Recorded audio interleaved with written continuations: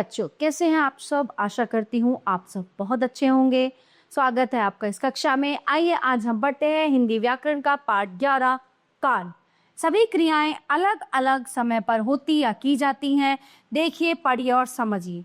प्रज्ञा नाच रही है, चिड़िया उड़ गई और रवि विद्यालय जाएगा। ठीक है, अब उपयुक्त तीनों वाक्यों की क्रियाओं पर ध्यानपूर्वक देखने पर आप पाएंगे कि पहले वाक्य में नाचने की क्रिया चल रही है, दूसरे वाक्य में उड़ने की क्रिया पूर्ण हो चुकी है तथा तीसरे वाक्य में जाने की क्रिया आने वाले समय में पूरी होगी।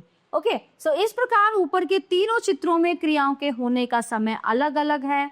वाक्य में आए क्रिया शब्दों से पता चलता है कि क्रिया हो रही है, पूरी हो चुकी है या पूरी होगी।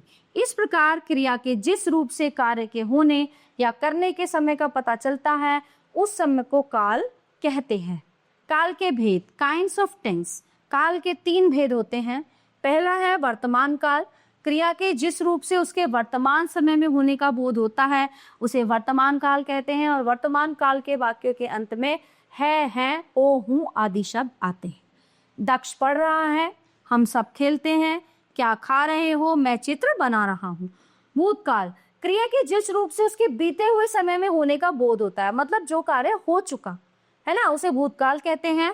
भूतकाल के वाक्यों के अंत में आ, ई, ए, था, थी, थे, थी शब्द आते हैं।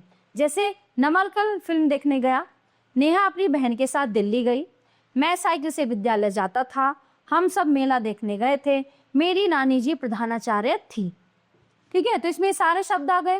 अब बात करते हैं भविष्यकाल। क्रिया के जिस रूप से उसके आने वाले समय में होने का बोध होता है उसे भविष्यकाल कहते हैं। ठीक है, भविष्यकाल के वाक्यों के अंत में गा, गीगे आदि शब्द आते हैं। जैसे अंश गाना गाएगा, मेघा खाना खाएगी और हम सब पिकनिक पर जाएंगे। तो याद रखिए, वर्तमान है, हो रहा, बीत गया सो भूत, आना है अब भविष्य, 3 काल के 2। तो ये एक दोहा यहाँ पे इन्होंने बताया है इसमें। ठीक है, तो ये पाठ हमारा यहाँ पे समाप्त होता है। प्यारे बच्चों, आशा करती हूँ आपको ये पाठ बहुत अच्छे से समझ आया होगा। मिलते हैं अगली कक्षा में। धन्यवाद।